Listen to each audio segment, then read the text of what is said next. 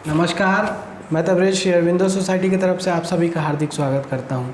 आज हम बात करने जा रहे हैं यूपी 2 के कक्षा 5 के पाठ क्रमांक 5.3 के ईवीएस विषय के एक पाठ जिसका नाम है गौरव पुरस्कार। आज हम इस पाठ को बताते हुए प्रयोग करने जा रहे हैं इनोवेटिव पाठशाला लेसन प्लान के अंतर्गत प्रयुक्त नवाचार शब्द सागर का। तो आइए इसकी नवीनतर उपयोगिता समझते हैं। विद्यार्थी अपने सहपाठियों के साथ मिलकर पाठ का पुनः अध्ययन करते हुए गतिविधि का आनंद लेते हैं, जिससे उनकी अभिव्यक्ति तो मुखर होती ही है, साथ में उनकी लेखन शैली भी निपुण होती है। तो आइए इसके क्रियान्वयन को समझते हैं। इस नवाचार के माध्यम से जिस कंसेप्ट का पुनः अध्ययन किया जाता है वह है खेल का महत्व, खेल के प्रकार, इंडोर गेम, आउटडोर गेम, राष्ट्रीय स्तर पर खेले जाने वाले खेल, विभिन्न प्रकार के खेल एवं राष्ट्रीय स्तर के खिलाड़ियों के बारे में। इसके लिए जो पूर्व प्रबंध की ज़रूरत होती है वह यह है कि शिक्षक रंगीन चार्ट पेपर और एक बॉक्स अपने पास है कि नहीं ये सुनिश्चित कर लेते हैं, और ये भी सुनिश्चित करते हैं कि पाठ को पढ़ाया जा चुका है कि नहीं, उसकी व्याख्या करवाई जा चुकी है कि नहीं। फिर शिक्षक बच्चों को निर्देश देते हैं कि आपको घर जाना है, घर जाकर आपको पढ़ाए गए पाठ से संबंधित कंसेप्ट से एक पर्ची बनानी है और उस पर्ची में आपको एक शब्द लिखना है, उसके पीछे अपना नाम लिखना है और उस पर्ची को लेकर विद्यालय आना है। बच्चे घर जाते हैं, गृह कार्य करके विद्यालय आते हैं। फिर शिक्षक बच्चों को बोलते हैं कि आप सारी पर्चियाँ जमा कर दीजिए, जमा करवा लेते हैं और ये सुनिश्चित करते हैं कि सारे बच्चों ने पर्चियाँ बनाई हैं कि नहीं। उसके बाद शिक्षक बच्चों को बोलते हैं कि आज हम एक खेल खेलने जा रहे हैं, क्या आप तैयार हैं?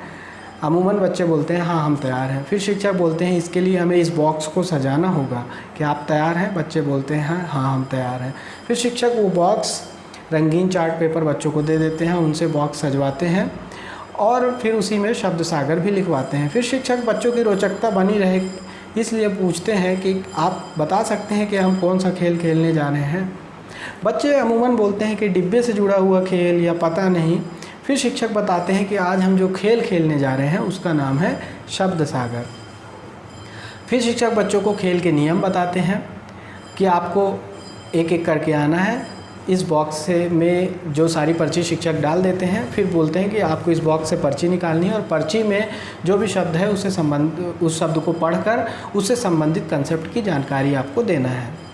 उदाहरण के तौर पे गतिविधि क्रियान्वयन के दौरान एक बच्चा आता है, बॉक्स से एक पर्ची निकालता है। माना कि पर्ची में कोई एक शब्द लिखा है शतरंज।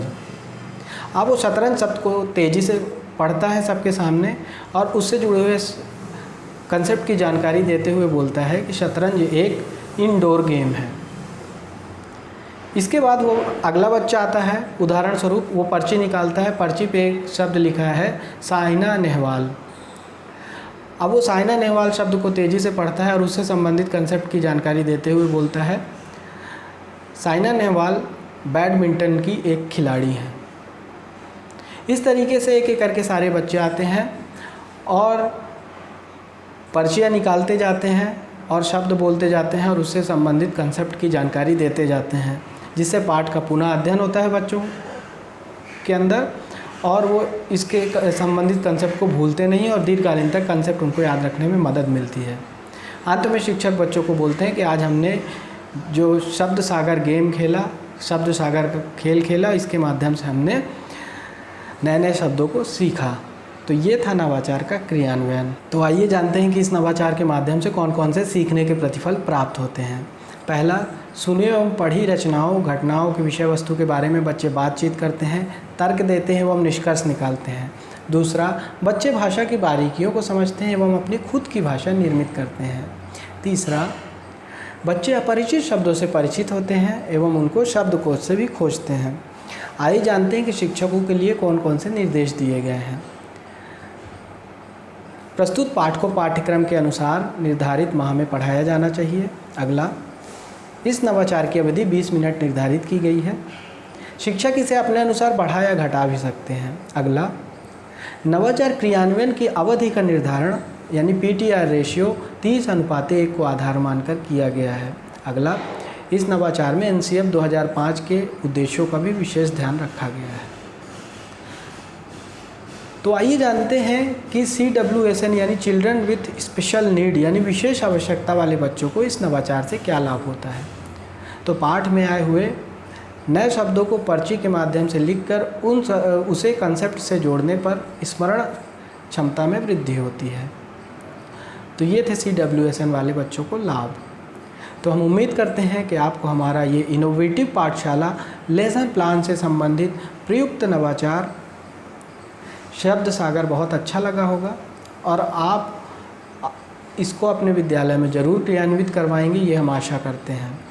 ऐसे और भी रोचक वीडियो देखने के लिए आप हमारे ZIII यूट्यूब चैनल को सब्सक्राइब कीजिए और यदि ये वीडियो आप हमारे ZIII फेसबुक चैनल के माध्यम से देख रहे हैं तो हमारे ZIII फेसबुक चैनल को लाइक कीजिए।